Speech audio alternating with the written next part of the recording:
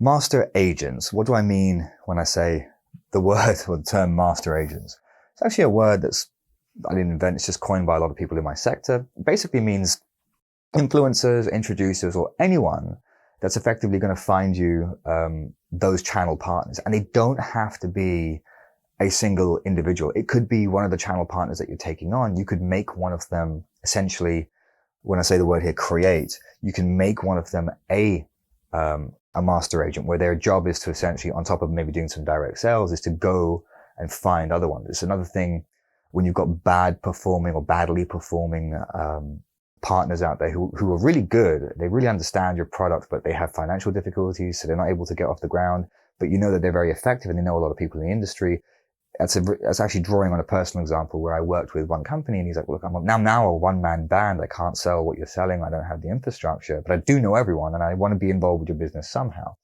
So I turned him into an introducer or a master agent where I would have what was called an override percentage. So if I'm paying out, say, 8% to the agents that were selling whatever it was that I was selling, I would give him a 1.5 or a 2% override on every deal that comes through those companies that he brings on. So he'll really manage them. He'll be, or she'll be, basically micromanaging them. They'll be finding me relevant people because they don't want to waste their time. Against this is performance driven, right? So they're finding companies that are relevant. So let me just quickly reel through. I'll give you a bit of a pictorial example here. Actually, we'll leave that underline. So you get higher quality partners because you're speaking with people relevant to your industry.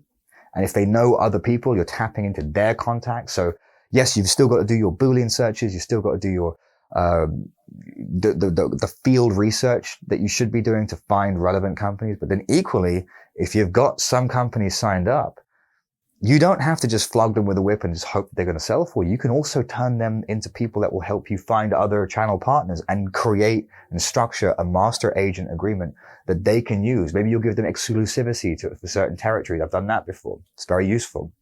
It gives them the credibility that they need to work and operate underneath your umbrella, to contact and solicit every company within a certain area that they know how to contact that you don't know. You have to find them. They already know them. And they can now, get them, those businesses involved with your company. Takes a lot of work off your plate, and that's fantastic. That's what we're doing here. We're not talking about keeping everything internal. We're talking about decentralizing a business, but with the main goal being how much money can you make and how long can you go for, right? So you're decreasing the time to acquire these partners. And of course, when you're doing this, there's also a decrease in partner turnover rates because they're getting more relevant companies, right? So your master agents are spending a lot more time managing the other channel partners that they're brought on. So they're building and maintaining those relationships so you don't have to, which means those relationships are probably being nurtured better than if you were doing everything yourself. So you've got less turnover rates. And of course, like I say, the cost of acquisition is reduced because you're now, and when I say cost, it's not just money, it's your opportunity cost, the time and the money that it's costing you to grasp or take on these channel partners. If you have someone on the ground in that territory, in that location doing it, or just someone who's better or more efficient than you, and or knows people that you don't know, they can just pick up the phone and just have someone take this project, this proposal of yours very seriously, have a sit down meeting, and now you've got some real progress. Have master agents. They're good. I've had them in almost, if you may have spotted this, in every single one of my diagrams, because this is a very big part of the business. I'd have my company, I'd have another company, another company, I'd be having distributor 1, distributor 2. But this one here, if you notice at the bottom of every one of these charts, I've always had an influencer, distributor, a reseller, master agent, and they would be getting their companies that would be working essentially under them, but working for you. So now this person's cleaning up, say 2%, if that's what the deal is, and these guys are getting 8% because I'm giving out 10.